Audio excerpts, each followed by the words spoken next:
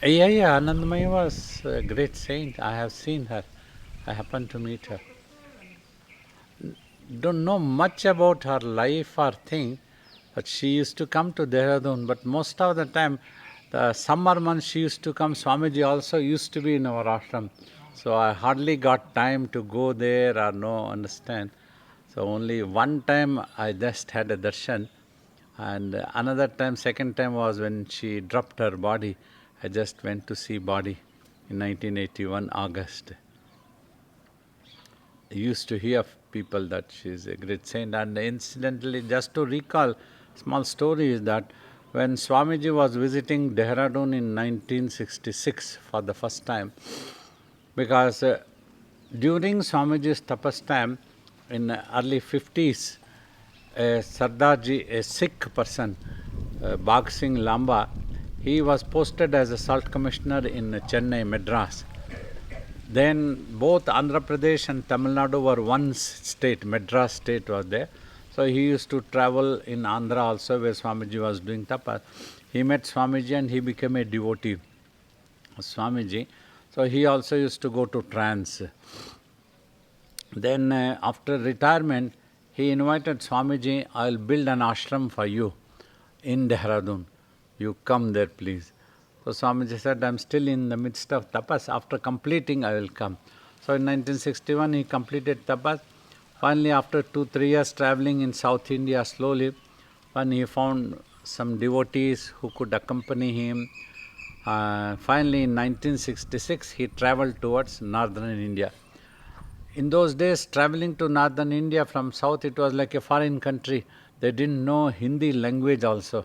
So all were from southern part of India, knew only Telugu or Kannada languages. That was the time. So by car they went, that Swamiji used to tell.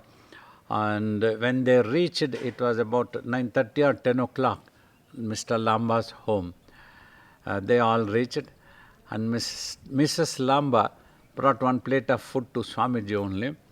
So Swamiji inquired, what about food to my boys who are accompanying me? She said, no, tomorrow morning if you send them away, then I can give them one meal. We will look after you. You don't need your boys anymore. You are ours now. She said, otherwise I won't give them any food. I can give only one meal for you only. Swamiji was very furious. All the way from southern part of India, thousands of kilometers, they have come in total devotion to me, in total faith to me. How can you ask me to ask them to get out? That is not possible. If we have to go, all of us will go, or all of us will stay here. So they continued to stay because Mr. Lamba was very devoted. He requested Swamiji. And that night, Swamiji and all the boys didn't have any meals at all after reaching Dehradun. That was their experience first reaching Dehradun. And they all slept like that. Next day morning, in those days, both morning and evening, the program used to be there. So devotees in India, when you do arati, that plate is shown to all devotees, and devotees offer any offerings they want to make, like small notes or coins they used to put. From that money, Swamiji asked the boys to go and get a kerosene stove and some rations, and so that they cook food and eat. That's how they were going on. So as this was going on, he visited a Gita Bhavan in the city. The trustees invited him. Then when Anandamayi Ma came to know about Swamiji, she invited Swamiji also to her ashram where next door to our place is there. That place he was. So now the story is that Kailash Kumariji, Odisha's Patna state, she was the erstwhile royal family lady. She had been to Rishikesh for a Ganga bath, and on her way back, Mokampur on the Haridwar road, that's where Swamiji was camping with Mr. Lamba. She saw a lot of cars in the evening when a big rush was there. She just stopped her car and inquired, what is happening here? So somebody said, some lion cloth yogi has come from South India, he is giving darshan. Okay, then, but she didn't go inside. She came back home. But something was playing on her mind. Should I have gone inside and seen that yogi, who it could be like that? Next day, she used to recall, I have heard from her mouth, that her eldest daughter said, Ki, Ma, let us go for satsang to Anandamayi Ma's ashram. They had high regard for Anandamayi Ma also. They used to go for satsang. Satsang means some evening spiritual sessions of darshan, bhajans, like that they used to go. But that day she was tired, but reluctantly she went. Okay, when the eldest daughter insisted, let her go there. Okay, when they went and they came down the car, she was trembling. Anna, the Kailash Kumariji. She was trembling, and as they went, they saw both Swamiji and Kailash, the Anandamayi Ma, sitting on the same dais and giving darshan. So a lot of crowds were there, they were all coming. And I think she went into trance and she went and fell on Swamiji and was holding his feet for a long time. Then she came back, she had fallen in love with Swamiji, that was it. Next day morning, she took some of all the family members. She forgot to understand the timings of darshan or the program. She was so mesmerized and intoxicated. She didn't look into any protocols at all. Early morning, 6:30, she straightaway went there. One of Swamiji's attendants were there. So she asked, we have come to see Swamiji. He said, this is not the time. You have to come at 11 o'clock. That is the darshan time, appointment time. She used to recall this. So by then Swamiji came out, suddenly by luckily. And Swamiji came out. He probably was coming out for a walking or something like that. Then he saw these people. So he asked, okay, come. He went and sat inside. When these people went and had darshan, so when Swamiji asked, do you have anything to ask? She said, I have everything of this world. Richness, wealth, everything is there. I just want peace of mind, spiritual blessings from you. I think I have fallen in love with you. I just want you. Like that she said. Okay. She blessed and gave some vibhuti to all of them. Then she used to take it. Then we returned. Then for both the programs of morning and evening, she started going. She asked all her relatives, a lot of relatives were in Dehradun, to everybody to come and visit Swamiji. She used to tell. She was one such lady whom I had met. She understood the spiritual heights of Swamiji also. At the same time, one should not go for a blind faithism also, she understood. She used to talk like that. Means, huh? This is a name. No, about Kailash Kumariji. That was all the Anandamayi Ma's. That was her role, to facilitate Kailash Kumari to meet Swamiji. Only one time Swamiji went. After that, it never happened again.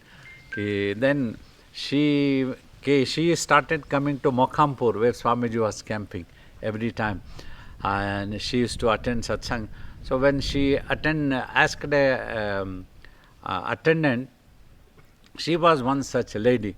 She thought, how will Swamiji's daily rations or food, other things are looked after? She asked, can we also contribute something? How does your food, everything happen? So that man, she used to recall jokingly, everything happens automatically, Mataji. Then Kailash Kumariji told me, Sinu Baba, I noticed nothing was happening automatically. They were all into trouble. They were not getting proper rations, in that Arati offerings were not coming. Only a little bit of money used to come. Sometimes they used to get, or sometimes they used to bring some idlis from the nearby canteen, eat and keep quiet. So that was all. So then we noticed, and then she brought all the wheat flour, rice, everything to them and helped them to cook the food. She quickly understood what's happening. Well, now other points, what I'm trying to convey is, Swamiji followed protocol. He was very unique master. She invited Swamiji, Swamiji, please visit our house. I would like to organize some program.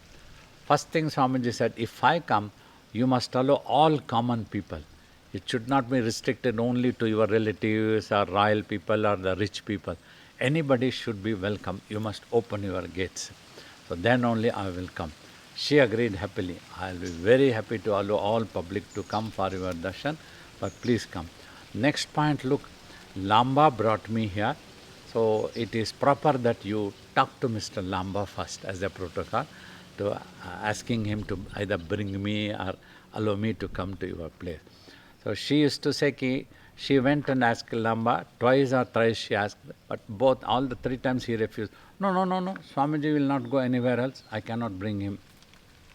Then frankly she went and spoke to Swamiji. Swamiji, look, you are a yogi. I have fallen in love with you. I am inviting you out of my devotion. Now it's up to you. You want to come to my home, you come. If you don't want to come, you don't come. It's up. Swamiji smiled. Okay, okay, Mataji, I will come. Go. And 2-3 days later, Swamiji, from both Swamiji's mouth also I have heard, from her mouth also I have heard. Now from Swamiji's mouth, okay, Swamiji used to go on the Masuri hills, on the Rajpur road where our ashram is located now. That is known as the Rajpur road, and that is the approach road for Masuri hills. He used to go in the midnight times, quietly sit somewhere serenely, talk to his boys, and they used to go in the car for an outing. That was his outing of midnight time. Daytime he would never come out, to nobody should see him that type. He used to be busy in program. So that night they went on Masuri hills. On their way back, he wanted the boys to look into this building, 180C number. The building's name was given as Shakambari, where now I am based, Shiva Bala Yogi Ashram. They looked and the gate was locked. He asked to my, no problem, you jump and go and see if anybody is inside. Carefully, if some dogs are there, you carry some biscuits also, he told Swamiji. Okay. That biscuit story also. Here in Baksing Lamba's house, when Swamiji wanted to come for a walking in the complex like this, she would let loose her dog also, deliberately, so that Swamiji should not come out like that. That was the thing. Then Swamiji got some biscuits from his boys. Next time you bring, biscuit also bring. Then he put a biscuit also, and the dog became very friendly. When after the walking Swamiji was sitting, Swamiji used to tell, and the dog was sitting next to him, very friendly. And the lady comes out, ah, my God, this dog is not barking. It is so friendly with you. What did you do this? You have done some magic. Swamiji said, no, Mataji, is not this animal much, much better than human beings? Just with one biscuit, it became so friendly and faithful to me. In spite of the blessings I have given to your husband, you refuse to give food to my boys who have come with all the total faith, all the long distance. Swamiji used to tell, I told this to her, but she turned her face and went inside. That was it. So then now from Masuri Hill, Swamiji was coming on the night. So he asked the boys to jump inside and go. So they went inside. When they heard the sound, the lights were on, all the residents, they came out. Maharani Kailash Kumari and her children, everybody came out. They were thrilled and surprised. They opened the gate and Swamiji was brought inside. Swamiji came to the portico. They Arati played with camphor, some flower garlands and some coconut also. That these are the items to offer as a reception when they receive a yogi or a guru, like that. So they received and they washed Swamiji's feet. They did arati to him and broke a coconut. And then Swamiji said, I have not yet informed Mr. Lamba. So just now I need to go back there. Tomorrow morning I will come to your house here. I will camp here, so we can do some programs. Then Swamiji used to say. Then Swamiji's attendant, for long years he used to live in Adivarapeta. He also used to recall with me. He was surprised. How come Mataji knew that Swamiji would come in that midnight hours of 1 or 1:30? He asked afterwards, Mataji, did you know Swamiji would come at that time? She said, Swamiji is a yogi. I thought if he wants to come, what is the day, what is the night for him? He can come any moment. So I had ordered all the 24 hours to the reception items to be kept ready. That was the devotion and attachment she had developed to Swamiji. So much of love had come.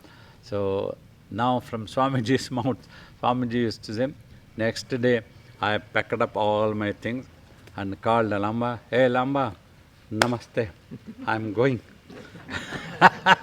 He took the suitcase, I came. That was it. Afterwards, he never went there, 1966. So I went to Dehradun Ashram in 1974. In 1983, look, the grace of a yogi. After all, she had given a little bit of food to Swamiji, though she was very inhospitable to other people who accompanied with Swamiji. He wanted to bless her. I took milk to Swamiji early morning at 3:30. Swamiji told me, "Hey, Chinu, I had a dream. In the dream, a radio news comes. Mr. Bhag Singh Lamba is dead. Now what you do? You find out their telephone number and call them. Find out if he is dead or he is alive, what is happening, Mr. Lamba." That's how a yogi remembered his devotee. Lamba was very devoted, Swamiji used to tell. So then some devotees had come from Sambar Lake, another township. They were relatives to him. They had the number. From them I took at 7:30 morning after Swamiji's oil massage. I called them and spoke to Mr. Lamba himself, spoke to me. I didn't tell about Swamiji's dream. I told, okay, Swamiji was remembering he is camping here in Dehradun Ashram. He was happy that Swamiji remembered. I would like to come and see Swamiji, Mr. Dikshit, but I cannot drive in the nights when it is dark. My eyes are not good. If Swamiji permits, I would like to come at 4:30 or 5 o'clock. I told Swamiji, he is coming on the track. Let him come. At 5 o'clock, give him time. So, evening I gave him 5 o'clock time. He came with his wife, but his wife was paralyzed. He brought her also in the car. Then Swamiji was so gracious, compassionate. After all, she hosted me for a few days. This is time, I need to give her darshan. So bring her upstairs. Me and another boy, we went and lifted her, brought her upstairs hall where Swamiji was sitting. So she was crying. She couldn't talk or she couldn't express anything. Look at her, Swamiji said. So much of opportunity, fortune was given to her, but she didn't know how to utilize that. She just lost it. She just took one small chocolate. I could have given a supermarket. Like that Swamiji was talking that day. He gave darshan, and after the darshan was over, Lamba also spoke for some time. They took prasad, and we just brought her down again, made her sit in the car and went away. 15 days later, she passed away.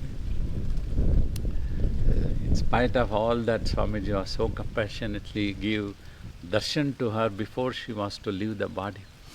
So you never know the grace of a yogi, where and how it goes to whom. So now present day, some of our people, because one person who was my devotee, he left me 10 years ago due to some misunderstanding, and after 10 years suddenly he regretted and he remembered me. He wanted to come back. I permitted. You are most welcome. They came here also, they stayed 10. We all showed so much of love, they were overwhelmed. But the person, the organizer, who was in charge of our mission, he was very furious. How come Babaji allowed him to come back? So he left me, accusing me that I am not self-realized. Just to tell this, so we are obliged to give darshan, means that is my Guru's order, that divine's ordainment. If he was to have my darshan, means always we don't plan, we don't have to advertise. The divine brings all such people who are supposed to receive our blessings. So those who are not fortunate, they don't receive, they become egoistic and go away. Both ways, we don't know what to do. You were trying to tell something, Amma? What about the lady saints, she asked? Lady Saint, afterwards, that was all. So afterwards, there was no connection between her and Swamiji. Swamiji also never went. Swamiji was busy, and she also didn't come, didn't talk to her. But Swamiji used to say, she is a saint, noble soul, great saint. She goes into a trance all the time. She is in the trance of Lord Shiva, he used to tell. So just because of her name, all these things came, and I just thought of recalling. story. Beautiful things.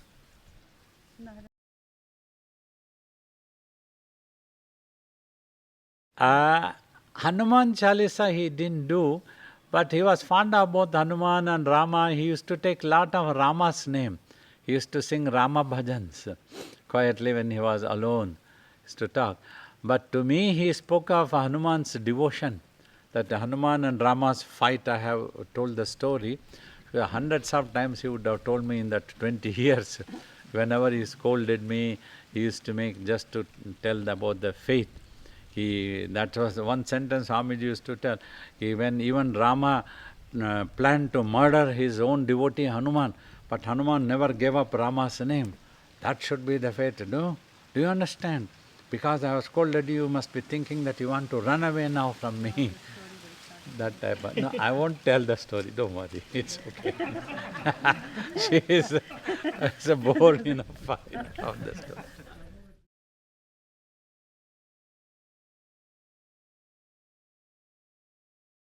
Hanuman Chalisa is composed by Tulsidas, right? Tulsidas has composed this very beautiful hymn. I learnt it in 70s and then I used to sing. Swamiji liked that one, but he himself didn't sing that one. So afterwards also we have been singing in our evening satsangs, bhajan. But about 10-15 years ago we picked up the morning chants, I think. Since then I just thought that all those people who stay in the ashram might feel inspired to gather at one place for a satsang. So that's when I started doing. So then Swamiji's Stotram, Hanuman Chalisa, a little bit of Rama's name, to give a satsang for everybody, apart from meditation, chants. And so when we established temples here, so we started doing the Abhishekam and everything here also. And wherever Hanuman is there, he is very dear to us. His character is so wonderful. He himself, like as Vasistha talks, he was a great self-realized soul. But he never became a guru or considered himself as a guru. He remained in the Dasya Bhava. Dasya means as a servant of Lord Rama. So he served Rama all the time. He worked for Rama and he took Rama's name.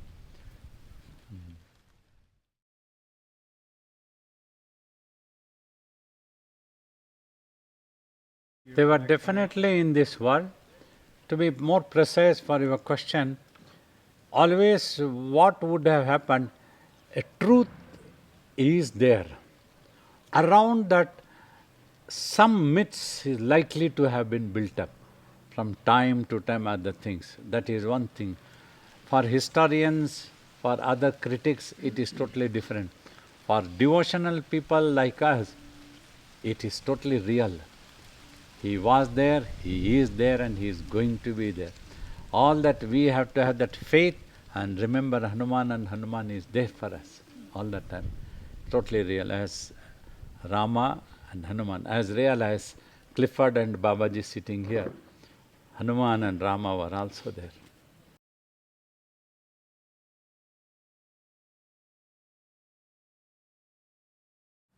You see the space.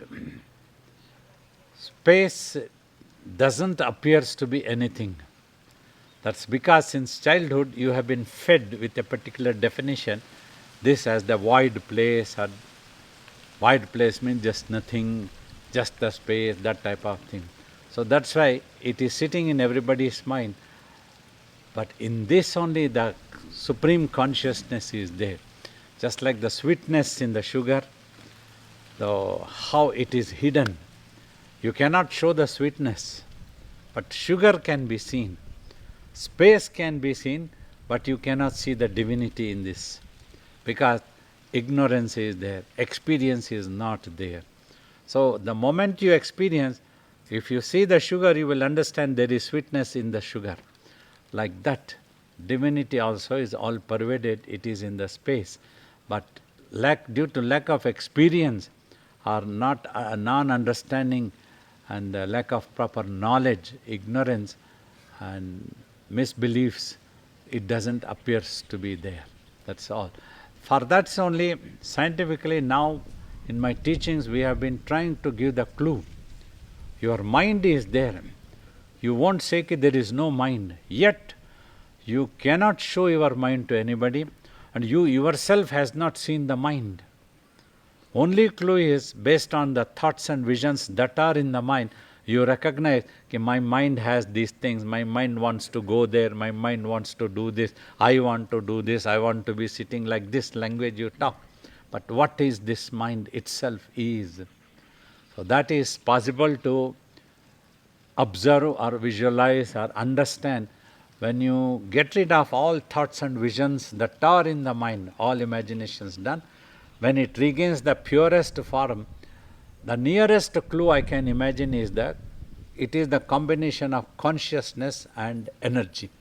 Consciousness means wherever you apply that, like your consciousness, if you apply unto me when I am talking, you will become aware of what I am trying to convey. Otherwise, your consciousness in imagination might run away anywhere else. And you, even though you are watching me, you appear to be listening to me when I talk. You may not be listening actually because your consciousness attention is somewhere else. So that is the essence of consciousness means. So that mind is the consciousness and energy combination. But it is invisible. Just like in the mind there is consciousness and energy, just like the ghee in the milk, that divinity is. That is the some examples some ancient teachers have told. Even Vasishtha talks in Yoga Vasishtha also. But once you meditate, you will also understand practically. The mind is the nearest clue, immediate clue that is with you. It is in front of you, yet you don't see that one.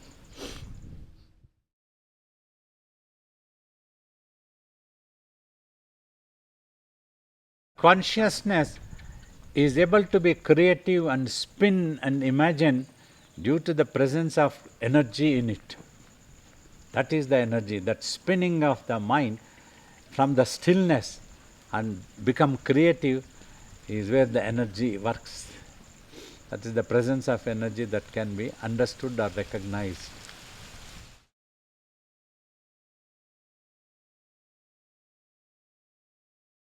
So along with the consciousness energy, they both are inseparable actually, consciousness and energy. Both would have withdrawn and they have become unconscious of the surroundings or the body once death happens.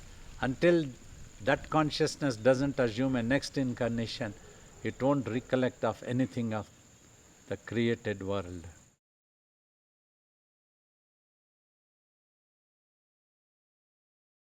Energy also is pure, though it can move the dust, but it itself doesn't become dust.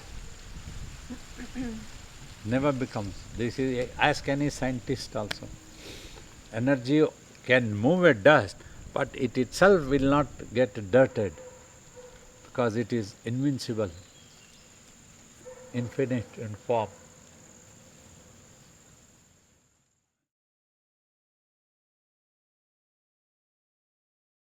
What I would have tried to tell, like a tsunami happens, the enormous energy is let loose. Just for example, I am talking. Then when it flows, it doesn't say whether the person is innocent, wicked, or a genius, or a noble. Whoever comes on the way, it engulfs and finishes that one. So something like that. So when the sages saw, they prayed to that energy to get converted, to become compassionate, transform itself as mother concept. That also the story is said in, my guru also used to talk, the beginning of creation, when Rudra appeared, because he appeared in the space, he started shouting, "Who am I? How did I appear like this?" The Asharirvani, the voice from the depth of the space, gave this technique first time. He just sit down, closing the eyes, watch in between eyebrows. You will know from where you came and who you are. Then he went into deep samadhi. Creation could not continue. An illusion was created, enormous amount of energy. When the creation happened, this energy, due to its friction, it created fire also. So all the creation was engulfed by that. That is when the story says, all the Brahma, Vishnu, Shiva, sages, they prayed to that enormous energy of the divinity to transform itself as Adi Parashakti, goddess, mother concept. That's how mother, they thought of the mother concept as the most compassionate in the creation, who would forgive her children unconditionally. They don't even have to apologize to the mother. She would have forgiven all such things. So that type of concept they thought, and if she cools down and becomes compassionate, then that energy is said to have given up that creation from her womb. That's how she came to be known as Bhuvaneshwari. Bhuvana means she gave up or gave out all the worlds. The Bhuvana Chaturdasha Prasavinima. She was known as the Bhuvaneshwari. That's how the male female concepts have been explained. Because always to explain, mind is used to sound and sight. We have to use some nearest imaginations of concept of either of a sound or some scene, appearance. Other than that, the infinity cannot be explained. That is why they said ki tattva, that. What is that? Simply that. When you reach the ultimate truth, you become quiet, silent. That's what I would have tried to tell.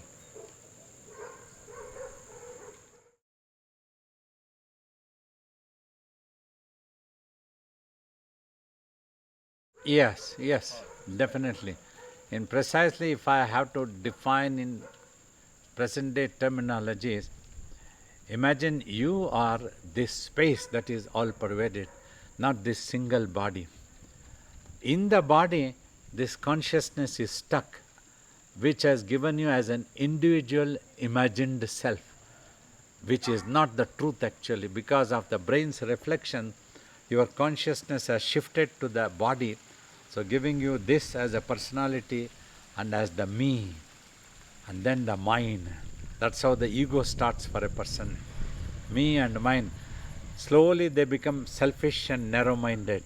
Instead of the universal consciousness, they lose that one and become the individual consciousness. So more than that is connected to the body, they cannot think of anything else.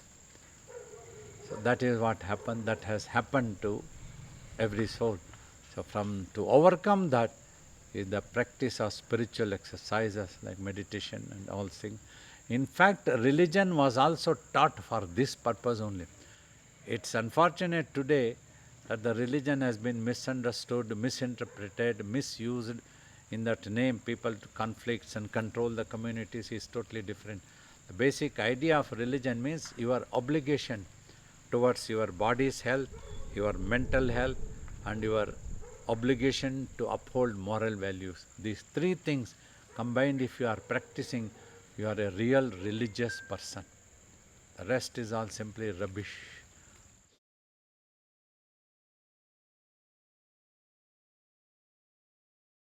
If you just watch and don't do anything else, then automatically those two thoughts, that thoughts all disappear.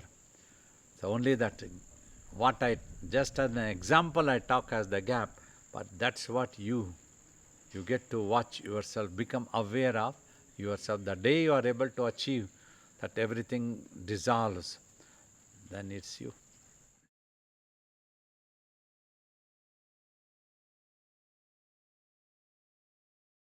You love somebody without any expectations and you don't need anything.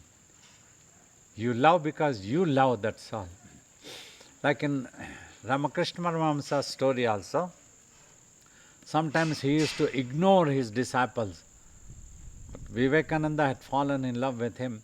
He never bothered whether Ramakrishna loved him or not. Vivekananda loved Ramakrishna Paramahamsa. We all loved our Guru. We never bothered whether he loved me or not. I never thought, that thought never came. So, and there was no expectations. If he wanted me to keep dusting his abode all the life, I would have been happy that my incarnation has happened to dust the ashrams. So like that, unconditional love. If it is conditional, then the love becomes lust and greed. It will not be a love. So you love somebody, you have some expectation. If that thing doesn't come, then you lose that love. Oh. So that's how devotees lose love for the master also. If they had some other expectation, what we call it as a personal agenda, then that was not the love to the master. Then they accuse the master and go away. So that is what is unconditional love means.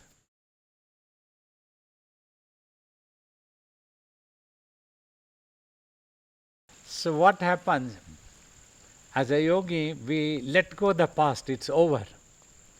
If in the present that person has changed, still loves me and wants the spiritual values that I teach, I am not going to change myself for anybody's sake. Whoever comes, I will be teaching this philosophy only, and whatever is possible, we are able to provide in the ashram. Like, we have tried to provide you a room, attached bath, as much facilities as possible. So if that is not satisfying you, I am helpless. I cannot satisfy you with much more than that. If that is acceptable, anybody is ready to change and comes, loves, we are ready to welcome them. Already I have forgiven. There's nothing, we don't hold anything, nothing is there in my mind.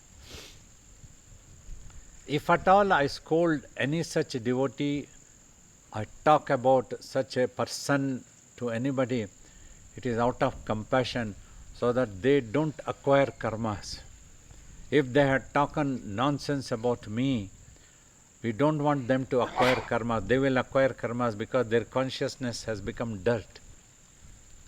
So that could be a casualty for them.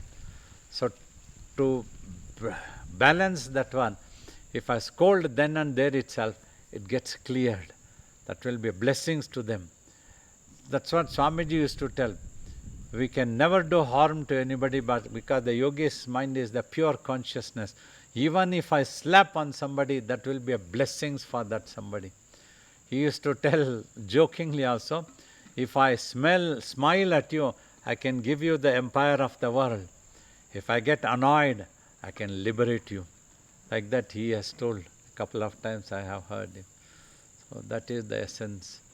There is another example which impressed me was in Ramayana. When Sri Rama was camping in Rameshwaram, just before crossing the ocean to go to Sri Lanka to fight with Ravana, Vibhishana comes to surrender to Rama. He has left his brother after his brother accused him of treacherous things. Then he comes to Rama. Then first Lakshmana and other Vanaras, they are apprehensive.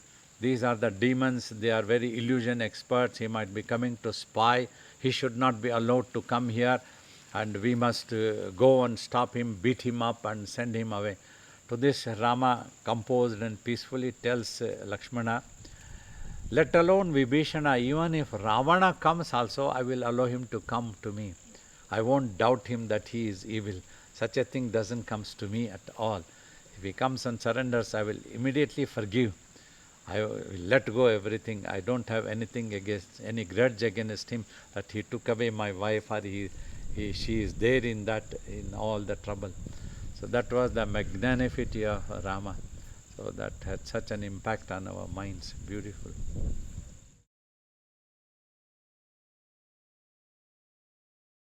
May I be able to do the sadhana the same way as my Guru and achieve the same highest truth that my Guru has achieved.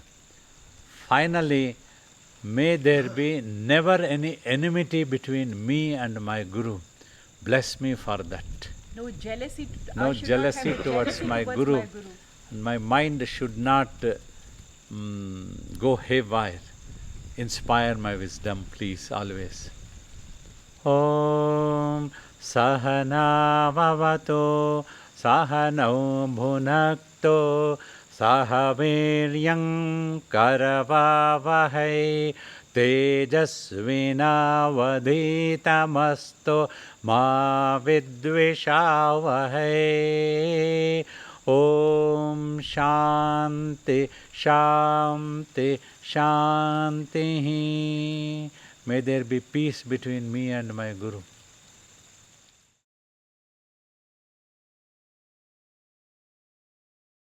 Swamiji used to put very beautiful in a simple language way. There is a person and he begets a son. To his son he is a father. Then his son also grows, gets married, and he begets a son. He has become a father to his son, but to his father he is always a son. He cannot become a father to his father. The same way, like there is guru and a disciple. So tomorrow you all might consider me as a guru. To you I am a guru, but to my guru I am only a disciple at his lotus feet. I cannot become guru to my guru. So that is what one has to remember always.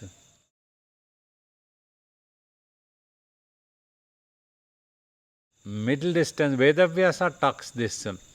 You must maintain a middle distance so that you don't lose that reverence. If you go too closer, he will also appear as an ordinary person eating puffed rice and having a cup of tea like you all only, and here talking and this, that. Oh, this is all, I can also do all these things. He is also talking. If he gives a talk, I can also give talk. If he talks about dhyana, I can also talk about dhyana. All these things comes to the mind. But if you go away, far away also, you will be neglected because the guru is in his samadhi and busy in his work. You should keep coming, middle distance, with all the reverence. Never lose that reverence to the master, even if you go closer. That's important. Remember what he is.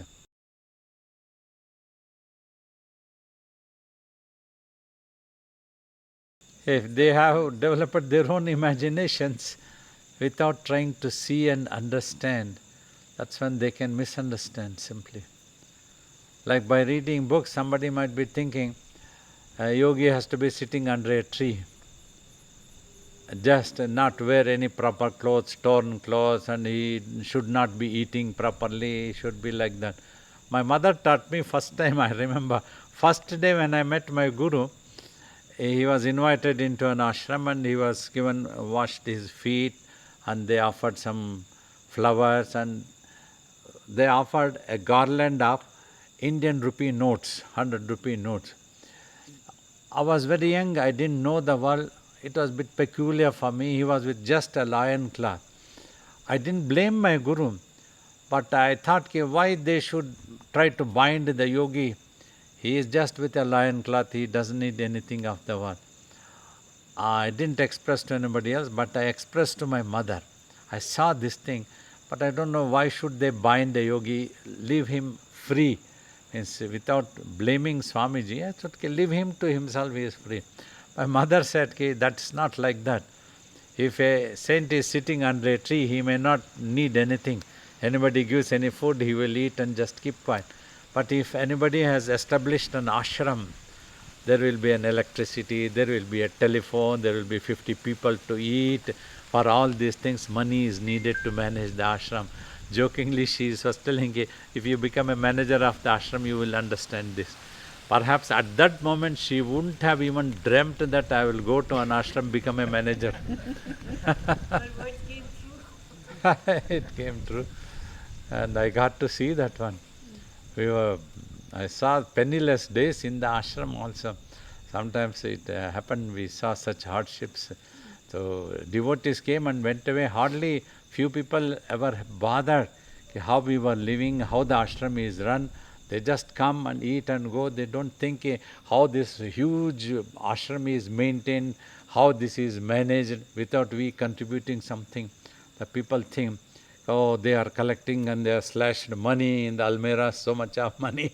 But everything goes to maintain. If you see, building these things didn't come for free. Contractor charged, masons charged, laborers charged, materials were charged. For all this, where the money comes. When we fly in the aircraft, airlines charge us. It is not my uncle's. So like this. We don't have a Vimana. Fun thing. But many people doesn't realize or think about this. Why do we need money? Why does the Swamiji needs money? Why does Babaji needs money? So he robs other people. Those people, person accused recently who went away, he wrote emails to everyone and telephoned everyone. Babaji has collected so much of money. He keeps asking money, he collects money, and all his family people live luxuriously because what we give. All the family people contribute to this ashram also. Bharati contributes from her pension every month. Her son contributes every month donations.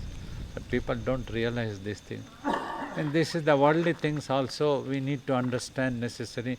My elder brother also contributes. Whenever he comes here, he contributes for function, everything. They don't eat freely ever.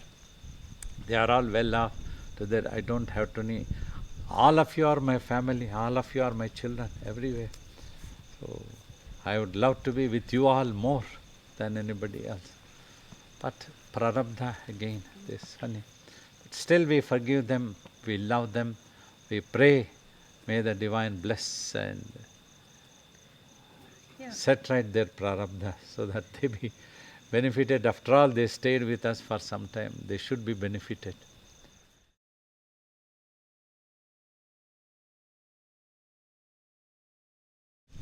They could be definitely in Himalayas or quietly in secluded spots. There are.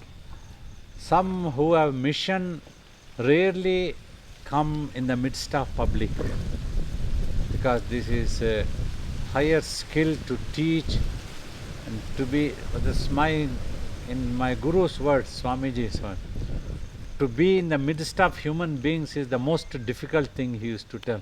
To do tapas is very easy. I just all had to be keep quiet, just watching and not do anything. And simply 12 years passed by. But when I tried to establish ashram, tried to teach people to meditate, they ate me up. I would tell meditate, and they would come up with that idea. Swamiji, if I don't do meditation, if I do some fasting, is it okay?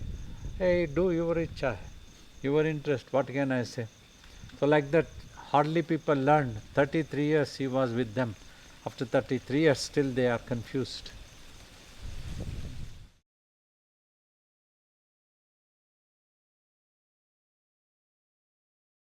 Thousands of years ago, Sri Krishna has told in Bhagavad Gita, 1 in millions gets inspired to go on this path.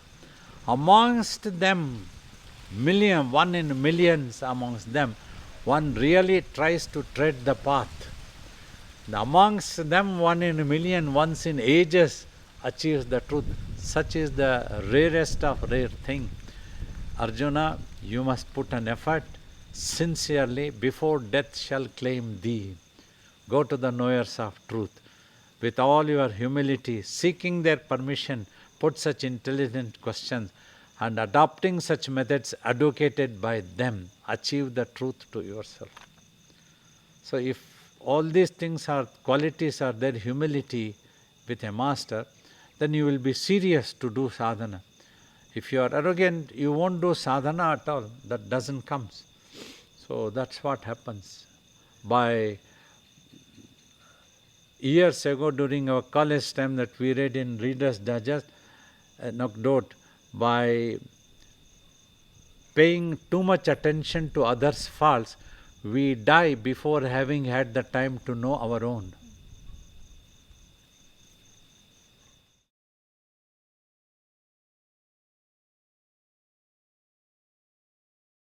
Yeah, that was his mission.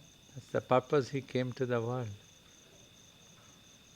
He tried to awaken them.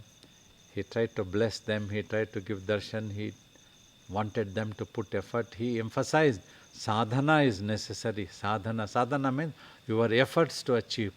This word used in ancient scriptures is purushartha, your efforts.